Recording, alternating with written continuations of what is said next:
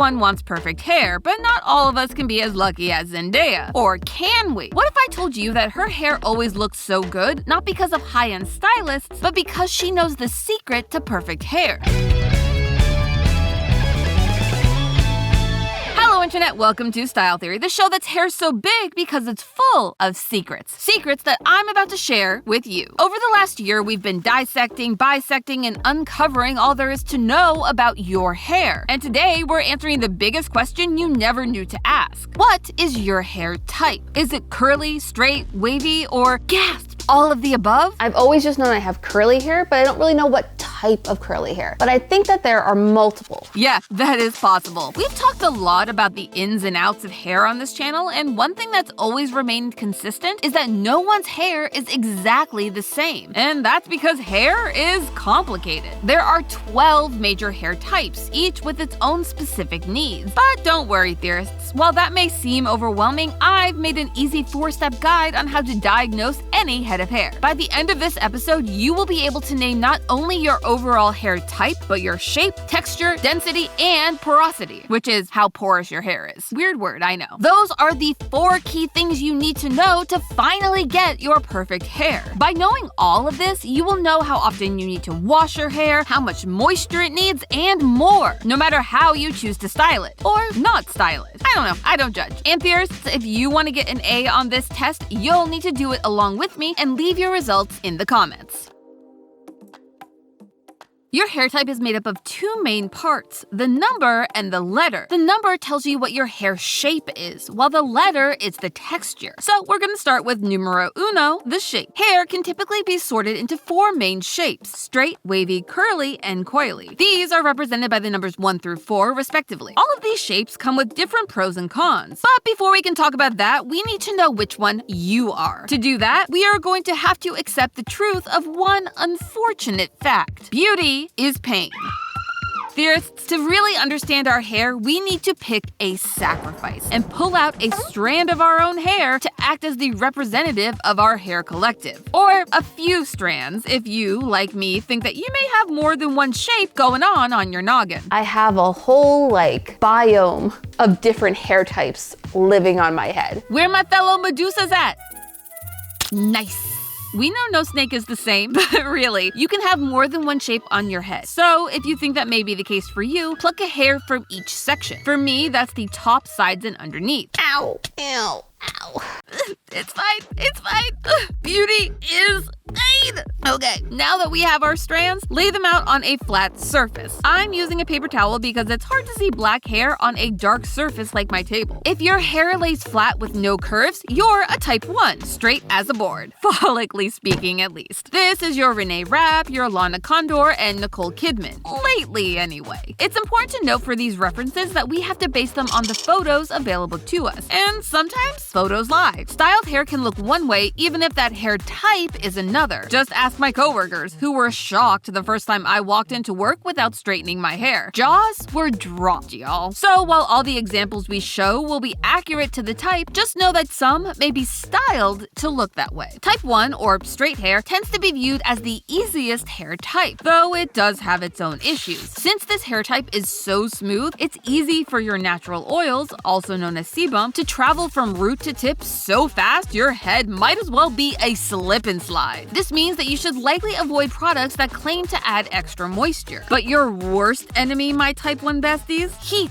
and brushes. Type 1 hair is prone to breakage and tangles, meaning you need to be extra careful with your styling tools as to not cause excess damage to your already very fragile hair. If your strands have a soft S shape instead, then you have type 2 hair, wavy. Like the ocean, your hair rises and falls in waves. This is where my hair falls, or rather, some of my hair. So looking at this hair, we have one that is definitely like a wave that is starting to come up off the paper, one that is just straight wavy, and one that is an actual coil, which tells me that somewhere somewhere on my head, going all abouts in here, you have some type 2 and some type 3 hair. Besides myself, or part of my head at least, others that fall into this category are people with hair that ranges from Emma Stone to Millie Bobby Brown to even Lorde. That is a wide range, I know, but we will get to that in our next test. For now, remember that your hair falls between extremes. It is highly prone to heat damage like type 1, but is usually drier and needs a little more added moisture like our later hair types. But if your hair tends to be straighter towards the roots, it may be better for you to keep that moisture towards the ends of your hair to avoid buildup. Now, I did say that was only one of my hair types, didn't I? Well, while I untangle all of my hair issues, you can detangle the web of online security thanks to our sponsor for today's episode, NordVPN. Nord is the MVP of VPNs out there, bringing you top-of-the-line cybersecurity for affordable prices. As someone who is chronically online, knowing that NordVPN is out there keeping me and my data safe takes the worry out of my browsing. In my job, I have to look up a lot of weird things while researching for episodes, which means I've always worried that looking up if high heels can kill or what the exact arch of Barbie's feet would be would put me on some sort of governmental watch list.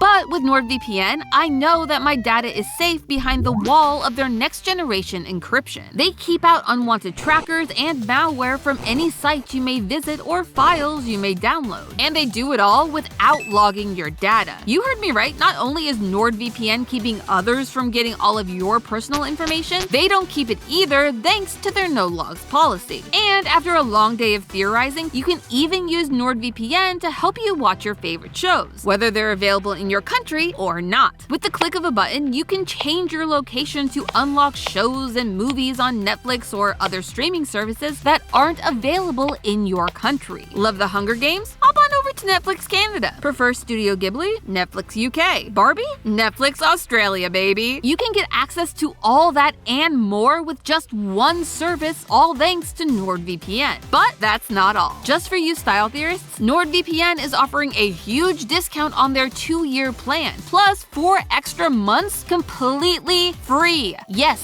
free. All you need to do is go to nordvpn.com/styletheory or click the link in the description to get started risk-free with their 30-day money-back guarantee. That's nordvpn.com/styletheory to start taking control of your internet today. Thanks again to NordVPN for sponsoring this episode. So what if your hair starts to loop over itself in a tighter S pattern, creating more of a 3D effect? Then you have type 3 curly hair. Think of this as the Hot Wheels racetrack of hair. You've got that loop in you. This is likely where our perfect hair queen Zendaya fits in, at least according to most photos of her natural hair. It's also my missing type. One is a full-on curly Q coil. Yeah, we're definitely getting some like 3D effect on some of these. The actual coily section is on this part of my head. I am the world's weirdest chia pet, is what I'm learning. If you're a type 3, then you have the exact opposite issues of our type 1 friends. Rather than worrying about too much oil building up, you will need to add extra oil back into your hair in order to maintain those luscious locks. Which means that we type 3s don't need to wash our hair nearly as often as type 1 or type 2. Typically, type 3s can go 3 to 4 days without shampooing, and sometimes it can go as long as a week. That's actually a pretty typical range for me, whether I'm wearing my hair naturally or have it straightened. But it can be a little bit of a trial and error game to find that sweet spot. So to find yours, try going a few days without washing your hair. And once you start to notice your hair is looking extra greasy or dirty, you've found that golden ratio for your hair. And finally, we have the queens of curly coils, our type 4s. If you look at your strand of hair and it has that curl pattern we mentioned for our type 3s, but to a more extreme degree with those curls starting to form round or zigzag patterns, you are definitely a type 4. This is usually your natural hair, as seen on people like Lupita Nyong'o, Willow Smith, or AJ from our conditioner episode. If my hair doesn't get moisture, it becomes dry, brittle, hard to manage. If type 1 was afraid of oil, type 4 is giving it an open invitation to the function. Of all 4 hair shapes, type 4 can go the longest without washing their hair, which makes sense considering shampooing your hair removes all of those essential oils. This can range from from 7 to 10 days to 2 to 3 weeks between shampooings, which, jealous? I would love to go that long without washing my hair. I hate having wet hair. This sounds like my dream. To keep your very sensitive hair from drying out, the name of the game is moisture, moisture, and more moisture. I have to actually add oil into my hair care routine. If it doesn't have a moisturizing effect to it, I don't use it. Castor, jojoba, and argan oil are great options that may also provide other benefits to your gorgeous mane. But that's only part of the equation. We need to know the rest. Theorists, remember, the number is only half of your hair type. A true hair type is made up of a number and a letter, a shape, and a texture.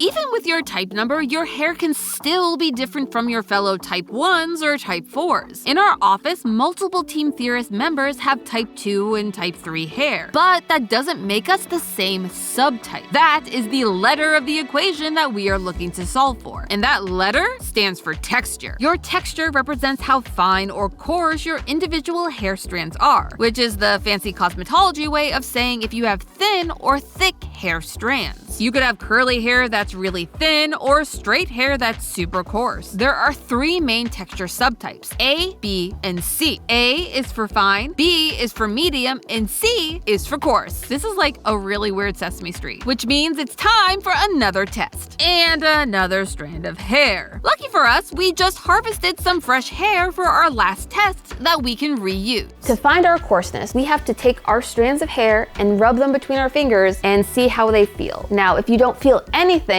that means you have very fine hair. If you feel it, like really feel it rub between your fingers, you have some coarse hair. If your hair feels like it falls in the middle of that, you have type B, medium hair. If you're still not quite sure after that test, you can also compare your hair strand to a piece of thread. Average thread is typically similar to type B hair, so you can place where your hair lands depending on if your hair is thicker, thinner, or the same as the thread. But does the texture of your hair really change how you should take care of it? Well, yes. Type A hair is very fine and delicate. This means that it can be more prone to breakage, so keep it moisturized and don't overbrush. If you have straight fine hair or type 1A, you likely want to keep your ends moisturized to prevent breakage while steering clear of having too much buildup on your roots. Type A hair can get weighed down easily by heavier products or using too much product and start looking greasy real fast, so go easy on the leave-in conditioner. You'll also want to gravitate towards products that promise to protect your hair using proteins and amino acids. This can help strengthen those fine hairs and prevent breakage. On the other end of the spectrum, you have me, the big old C. I have extremely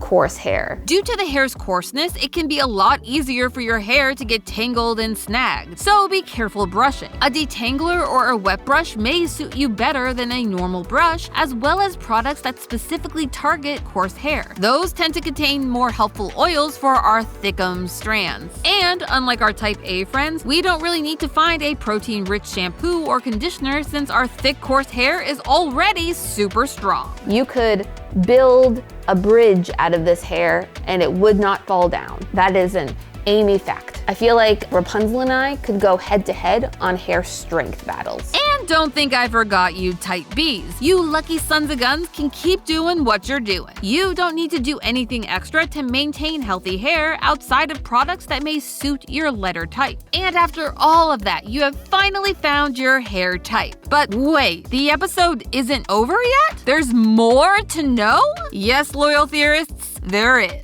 As I stated at the top of the episode, hair is complicated. There are 2 other factors that play a huge role in the health of your hair. So prepare for a style theory speed round in 3, 2, 1. For our speed round, we will be conducting our final 2 mini tests to finally solve our perfect hair equation. First up, the density test. When a person tells you that you have thick or thin hair, they aren't usually talking about its coarseness. They are actually talking about density. Your hair density is how many hairs you have making a home on on top of your head. The average person has between 90 and 150,000 individual hairs, but even that can vary wildly based on different variables like your genetics or your age. But hey, that's what extensions are for, right? Anyway, to find out our hair density, we don't have to do anything crazy like count each strand of hair individually one by one. Instead, we can use the ponytail test. It's super easy, barely an inconvenience. Start by gathering your hair into a ponytail. Then it's time to break out the measuring tape to wrap around the base of our pony. If you don't have one, you can also use some string and a ruler. I'll give you a little sneak peek at this. Just by measuring with my fingers, we're looking at that. Let's get a measurement of this. I have a lovely tape measurer. I am making sure to wrap around the hair and not the hair tie. So for this thickness, we have 12 centimeters or about 4.5-ish inches. We'll have to see how thick that is. If my record of going through hair ties after like 2 uses is anything to say, she a thick pony. Theorists, she really is one thick pony. A circumference of less than 2 inches is considered low density, with 2 to 3 inches being average. And if you have more than 4 inches, you have very high density hair. I think I can safely say I fit into that last category, but you'll have to let me know your results in the comments. If your hair's too short for this test, don't worry. I always have a backup, and this one will need a mirror. Take a look at your scalp in that mirror and see if you can see your scalp without having to move your hair out of the way. If you can, it's low density. If you need to move your hair a bit to find your scalp, then it's medium. And if you have to send out a search party to see if you even have a scalp hiding under all that hair, then it is high density. But what's that all mean? Low density hair should avoid super heavy products like oils and creams. And if you want your hair to look fuller, look for shampoos that focus on volume, as well as dry shampoos and even some mousses. Meanwhile, high density hair may need more products to get whatever styling effect they're aiming for. And if you've been watching this channel for a while, you've likely seen my bathroom full of products, so you know that's true. What can I say? More hair needs more products. It's just girl math. As for our medium density hair, you keep living your perfect, easy hair care life. And the last piece of our perfect hair equation is all about the water. This is our porous test, and yes, I know, when most of you hear the word porous, you think about this guy, and how absorbent and yellow and porous is he. But your hair is also a sponge. Sort of. Your individual strands of hair are covered in cuticles, also called scales. These open and close based on things like temperature and chemicals that you apply. However, even without those added elements, every person's hair has a specific amount of opening and closing that they're prone to. If your hair is more porous, those scales are more open than average, allowing for more air and moisture to pass through, similar to the holes of a sponge. If your scales are more closed, then your hair is more likely to hold on to the moisture, like a really stubborn sponge. I don't know, this sponge metaphor is getting weird. We can find out the porosity of our hair with our final test of the day. Now I have my bowl of water here, and we're gonna see if my hair sinks or swims. If your hair floats, then your scales are more closed, meaning you have low porosity hair. If your hair sinks like Sonic the Hedgehog in a water level, then you have high porosity hair. And if it sinks but it does it very slowly, you have medium porosity hair. She's floating. She is floating. What a good little snake. Low porosity hair like mine means we have to fight hard to get moisture into our hair. But once it's there, it stays there. So while you do want to add moisture via products, do only as much as your hair type needs, because once the oils are in there, your hair is gonna hold on to it and hold on to it tight. That means if you overload it, it feels real greasy real fast. This also means that our hair takes much longer to dry than someone with high porosity hair. Yippee! Speaking of our porous pals, they are the exact opposite. High porosity hair tends to suck up moisture like a sponge, but that moisture will leave as fast as it comes. This means that without adding moisture to your hair can easily become dry and brittle. And high porosity hair should especially avoid using too much heat, as that can only serve to dry out and damage your hair even faster. So how do we put this all together? Well, as we said many times this episode, hair is complicated, even more so than I was expecting. But now you have the perfect equation to solve for almost any hair problem you might come across. Take a look at your answers to today's tests. How do they overlap, and how does your specific hair differ from your besties? For me, the type 2-3C with dense, very low porous hair, it means I need to focus in on moisture and be careful of using too much heat, and maybe ditch the brush, depending on the day. So tell me in the comments what works for you. And you know what? We might even test your hair care routines and hacks in a future episode. And even better, next time you get served an ad for a product that claims it can cure your hair problems, you'll be able to tell if that's true or just one big hairy lie. But hey, that's just a theory. A style theory. Keep looking sharp. Next time on Style Theory. I think I know why this is returned. You see, less than a week after installation, our filter baby started filter leaking. And I don't mean in the sink, I mean under the sink. Yes, we had barely reached halfway through our experiment and I was being flooded.